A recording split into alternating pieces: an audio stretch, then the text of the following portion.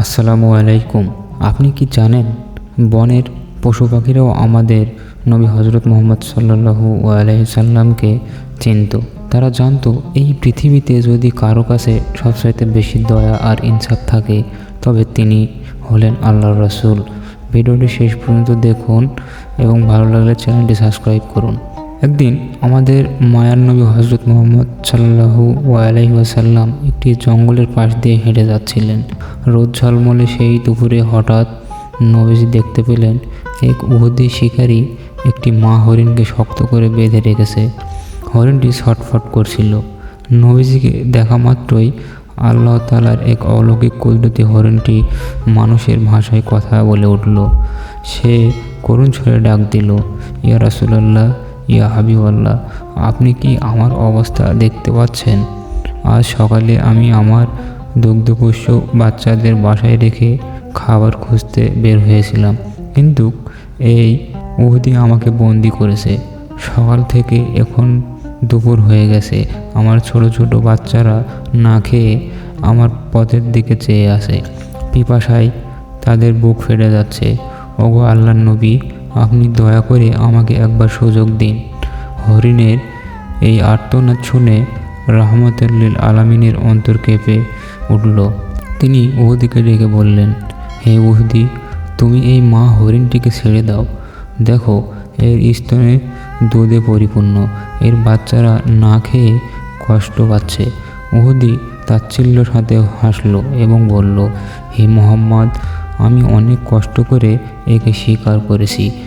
বনের পশুকে একবার ছেড়ে দিলে সে কি আর ফিরে আসে? আমি একে ছাড়ব না। তখন দয়ার নবী এক ঐতিহাসিক প্রস্তাব দিলেন। তিনি বললেন, তুমি একে ছেড়ে দাও, সে তার বাচ্চাদের দুধ খাইয়ে ফিরে আসবে। ততক্ষণ তুমি আমাকে তার বদলে বেঁধে রাখো। সে না ফিরলে আমি তোমার বন্দী থাকব। চিন্তা করুন, সারা জাহানের বাদশা আল্লাহর প্রিয় হাবিব আজ একটা সামান্য পশুর জন্য নিজেকে বন্ধক রাখলেন। উহুদি রাজি হলো এবং নবীজিকে বেঁধে রেখে হরিণকে মুক্তি দিল। ছাড়া পেয়ে মা হরিণ বাতাসের বেগে দৌড়ে তার বাচ্চাদের কাছে পৌঁছালো। বাচ্চারা মাকে পেয়ে আনন্দিত হয়ে দুধ পান করতে চাইল, কিন্তু মা হরিণ কাঁদতে কাঁদতে বলল, ওরে আমার কলিজার টুকরারা, তাড়াতাড়ি দুধ পান করে নাও। আজ তোমাদের সাথে এটাই আমার শেষ দেখা, কারণ তোমাদের সাথে দেখা করার জন্য স্বয়ং আল্লাহর নবী নিজেকে উহুদির কাছে বন্দি রেখেছে। আমি যদি জলদি না ফিরি তবে নবীজির কষ্ট হবে। মায়ের মুখে নবীজির কষ্টের কথা শুনে হরিণের বাচ্চারা দুধ পান করা বন্ধ করে দিল।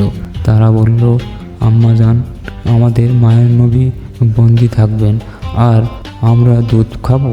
তা হতেই পারে না। আপনি চলুন, আমরাও আপনার সাথে যাব। নবীজির কোনো কষ্ট আমরা সইতে পারবো না। প্রিয় দর্শক, এই ছিলেন আমাদের নবী, যার দয়া পশু পাখির ভাগ্য বদলে দিত।